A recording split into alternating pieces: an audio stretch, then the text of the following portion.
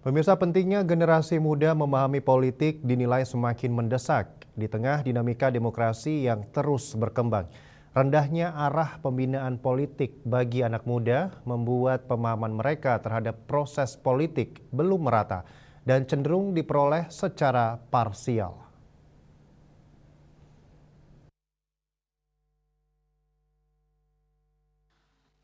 Ketua Dewan Penasehat Forum Bela Negara FBN Republik Indonesia Ide Bagus Putu Madag SHMH menilai bahwa penguatan literasi politik perlu dimulai dari mengidentifikasi kelompok muda yang memiliki minat dan kompetensi awal di bidang politik.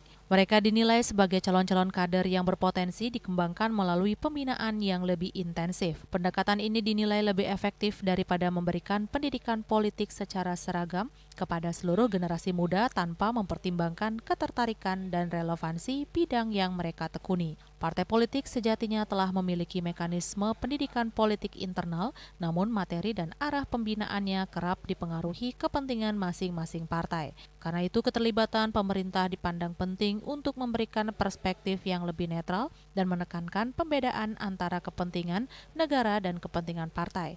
Dengan demikian generasi muda dapat memahami politik secara lebih objektif dan proporsional.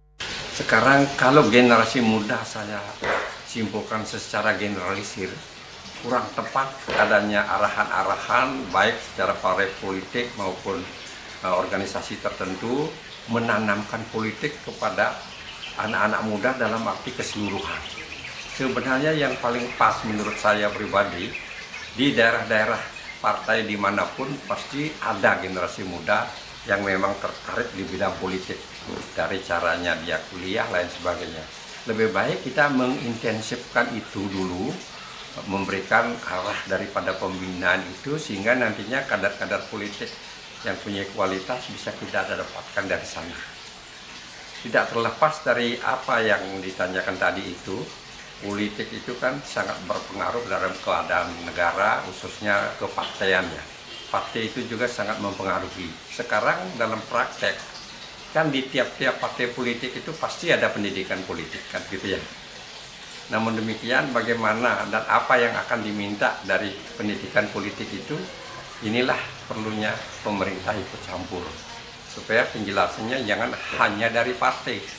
Karena tidak menutup kemungkinan seorang tokoh politik nantinya tidak saja berada di partai, kan gitu ya. Tokoh politik itu berada di pemerintahan juga, supaya dia bisa membedakan mana kepentingan negara, mana kepentingan partai.